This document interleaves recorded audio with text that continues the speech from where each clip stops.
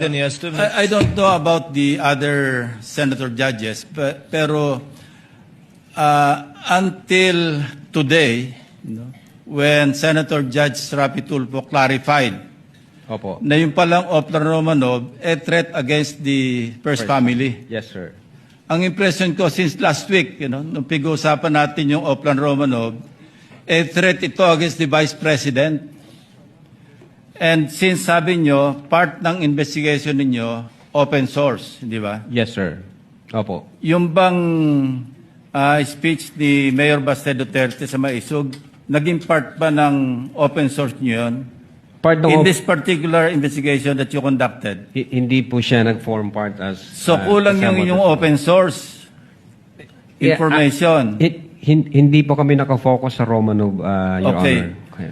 Was it also your impression na yung threat do sa Romanov was directed against BP Sara until today? I don't... Please be honest. Yeah. Don't be ashamed. No? Yeah, I don't think so, Your Honor, kasi unang-una, ang context ng Operation Romanov against the first family. I know. So it definitely against the president and his family, Your Honor. Ngayon, nung tinanong ho siya ni Princess Maui, doon nga kami nagtaka. Anong ibig sabihin ng Romanov? Anong context niya ng Romanov? Bakit against sa vice president? Hindi naman sila yung first family. So, yan yung reason po, Your Honor, kung bakit we try to invite Princess Maui na shed us some light para makita namin ano bang ibig mong sabihin doon. Ano ba yung pwede naming i-validate na information para makapag-case build-up kami pag meron. Lacson said, no, it's for each judge to appreciate. But let me put context, no. I'm not close to VP Sara. I'm not close to Mayor Baste. Ang kasama ko sa Congress si former Deputy Speaker Pulong. But in the last 4 years, I think I've seen him twice or thrice. Yes, Your Honor. Okay.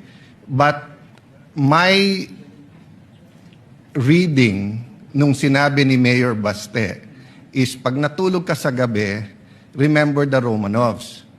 So we have to look at our history. The Romanovs were evicted via a revolution.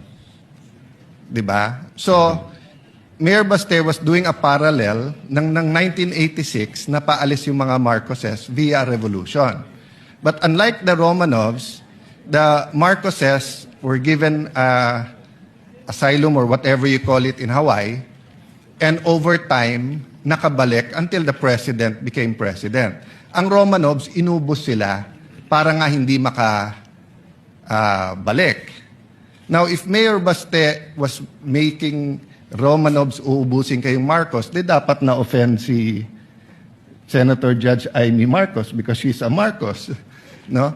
So, secondly, if he made that threat, so if he was saying, may Oplan mo, Romanov or Maro-Romanov kayo, I'm sure the PNP or the Presidential Security Command, the National Council, would have filed a case against Baste. So I just want, it's fair that you mentioned him, it's fair sa investigation mo, but I don't think we should draw a conclusion here that Mayor Baste was threatening the first family because remember, there's a thin line between a warning and a threat. So pag sinabi ko sa iyo ngayon, witness, pareho tayong abogado, kompanyero, pareho tayong taga-Ateneo, mag-ingat ka sa sasabihin mo. That could be a fair warning. That could be not a threat, di ba? But kapag may threat talaga na pinarating ko sa iyo, pag hindi ko gusto ano mo, kakasuhan kita, that could be a illegal threat, di ba? Pero pwedeng warning. So I just want that on the record, Mr. Presiding Officer, Mr. Senate President, because everyone's watching, and in the same manner, we have to be fair to the first family. We have to be fair also to Mayor Baste and to the Dutertes, that rather than draw a conclusion that there was an actual. So the Council for Defense was making a distinction, mentioning Romanov and Oplan Romanov are two different things. It may be the same, it may be different thing. For all we know, narinig ni Mayor Baste na sila iro-Romanov, kaya binanggit niya pabalik. We don't know. I don't know.